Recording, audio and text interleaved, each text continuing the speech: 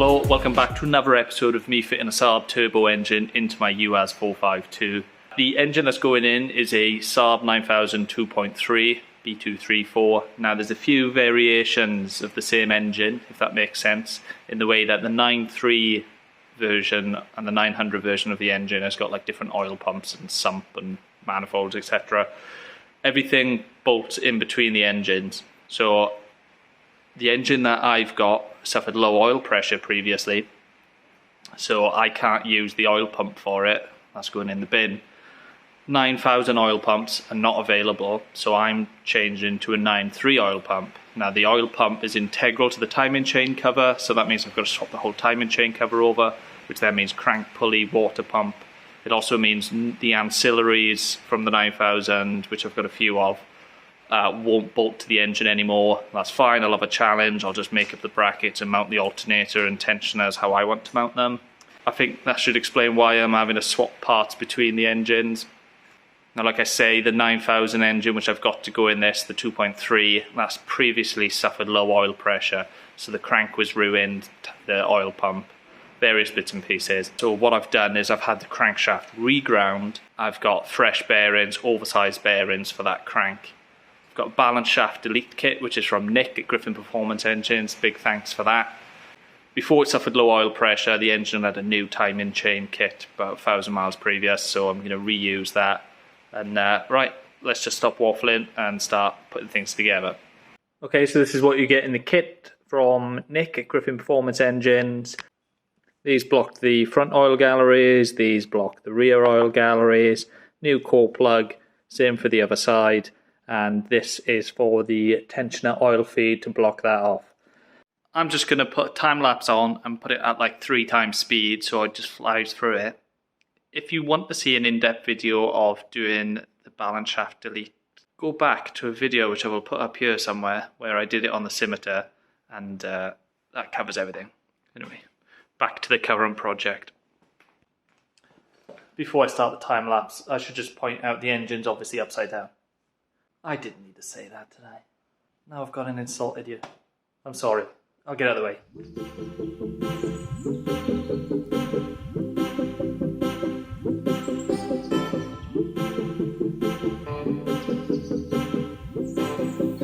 Okay, so these are the bearings. Absolutely bloody shagged. But this engine has run low on oil pressure to the point where it destroyed the crankshaft. So this could be before or after that.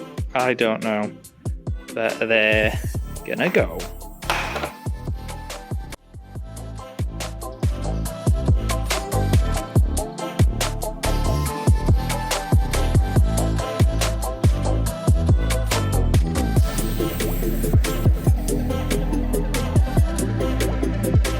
Okay, I've just given the engine a little clean, got an airline blown through some of the oil galleries, make sure there's nothing hiding in them like blue roll or swarf. I'm about to fit the crankshaft now, but I thought I'd quickly explain something about the crankshaft. I've previously run this engine low on oil pressure, not too sure how, but the crankshaft was so badly scored that it's had a regrind. I'm sure a lot of you know what that means, but if you didn't, I thought I'd give you a quick explanation. If you think this is the standard crank journal size, and if the blue bits are the wear, the little half moon bit on top is the shell bearing, you'd obviously have one each side. What happens is that if you've damaged it badly so that if you just fitted new bearings it would destroy them, what you do is you cut the journal smaller. In my case it's 1/4 millimeter smaller. So what happens is they, like a lathe basically, you turn it, you cut down so it's smaller, and then you basically put a thicker, oversized bearing in place, because where these bearings sit in the engine, the external diameter is still the same, but now the bearing is thicker to take up the gap where this has been turned down 1/4 millimeter smaller than standard. Just going to quickly interject here and say I don't actually know if it's 1/4 mil radius smaller or 1/4 mil diameter smaller, because if it's 1/4 mil diameter smaller, bearings won't be 1/4 mil thicker because you have a bearing each side, so 1/4 mil equals 1/2 mil, which won't fit. So I don't actually know. But if you do know, let me know in the comments.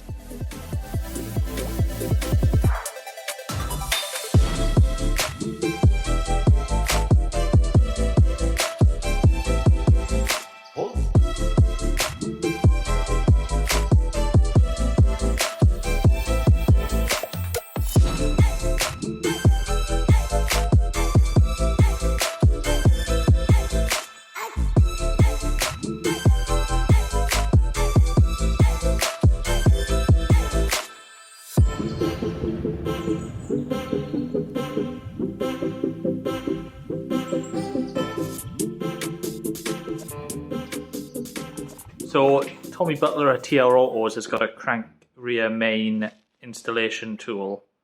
He willingly lends me stuff. But he's a good few miles away, so I thought I'd try something I've sort of seen before, which is like a thin bit of plastic and to push the seal over. I cut it really badly to the point where it didn't fit, and then I put a slit in it. Let's see if it works.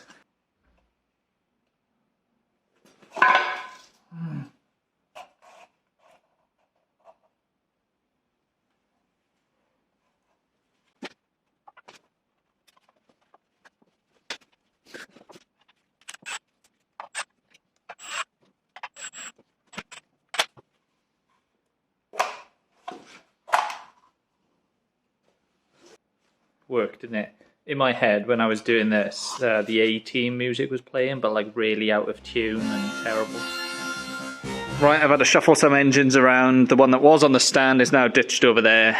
This is my 2.3, that's on the stand. Let's fit the timing chain kit. Back to the time lapse.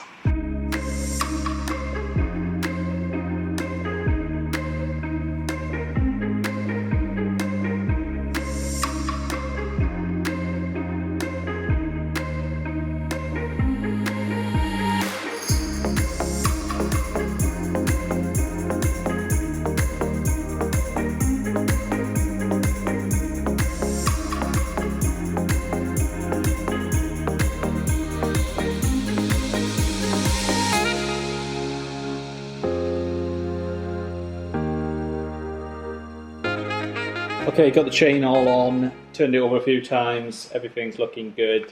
Don't forget, if you're doing this on your own engine, I don't think you need to, but I like to cut the guide down and put this here, just in case, I don't know, I've just got some sort of, you know, there's potential for that to move with this on, which is the old tensioner guide for the chain, balance shaft chain, which is no longer there. It allows that to stop coming off. Does it need it? No idea. But I tell you what it does need though, is this put on. Otherwise, this is the oil pump drive. Otherwise, as you tighten up the crank pulley, something's going to try and break, isn't it? And also, this guide here, it slips over the top of the main chain guide.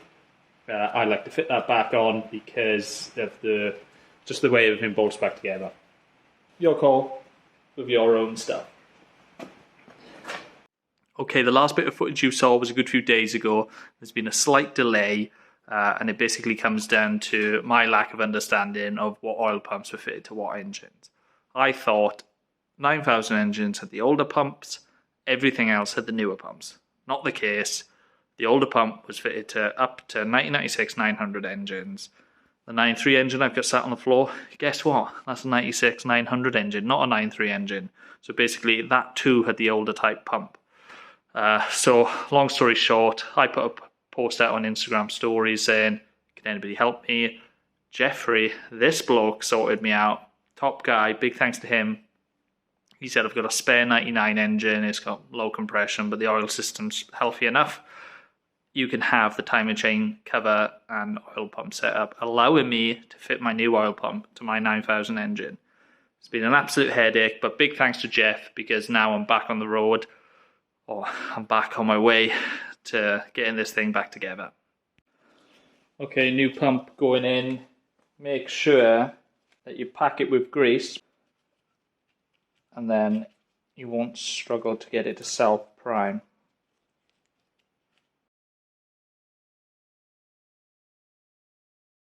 This circlip for the oil pump is chamfered. So this side is angled. It's got to go this way up, so the chamfers go underneath these parts. I can't get normal circlip pliers to fit these, so I've ground some points into the end of an old pair of these. They do the job quite well. Still need to crush it in the vise first though.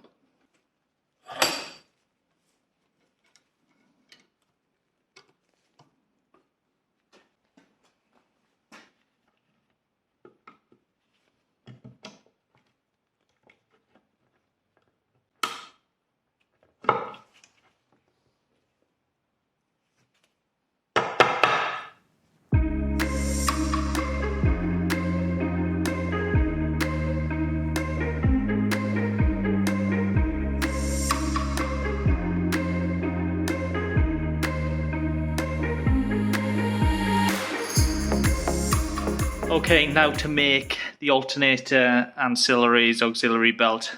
Time to make all that stuff work.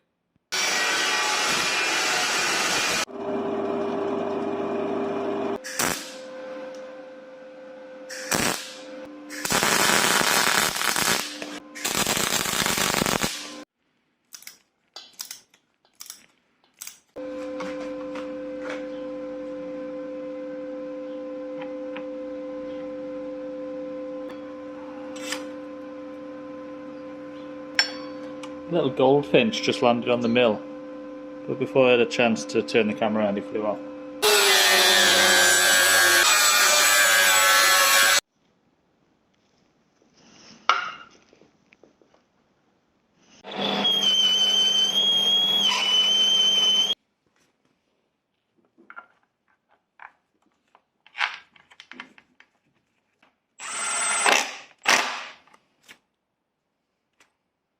Okay, so I'm trying to find a spot for the belt tensioner. This is what I'm going for. It's off a Ford Mondeo. £11 for a 6-rib pulley. I could have got the Saab specific one, but they're £18 and every £7 helps.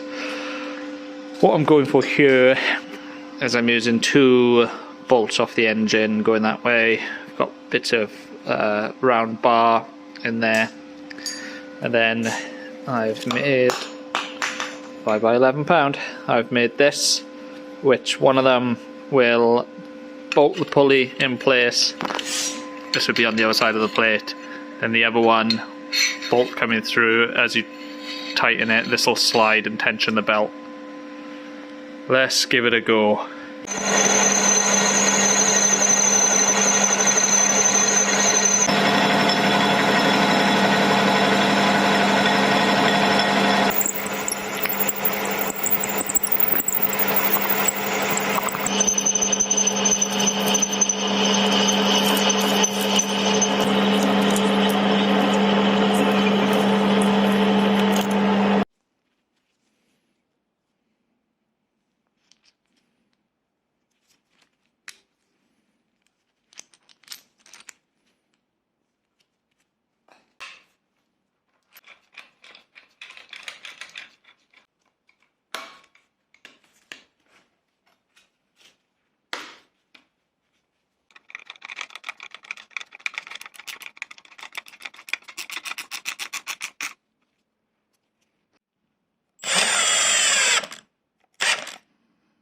Happy with that. There's a few things I'm not 100% sure about, like whether that is actually strong enough or if it needs more bracing. But as I wiggle it, right, there's more movement in the bearing than anything else. Another thing is there enough wrap around the alternator and crank? And is this too close? You know what? I'm making it up as I go along. You know that. I'm willing to try it in the van as it is. Okay, so I was hoping that the ending of this video would be the engine and box going back in the van, but it's not going to happen because this is the end of the video and there is the engine and box. And the reason for that is I'm waiting on a clutch and flywheel. The prop shaft, that's already here, and then it's engine and box in the van, and I can crack on with boost pipes, coolant lines, exhaust, loom, clutch mechanism, and a lot of other stuff I probably haven't given enough thought to. But this thing will be running soon. Thanks for sticking with me. Catch me in the next one where I will be carrying on. Thanks for watching. Bye.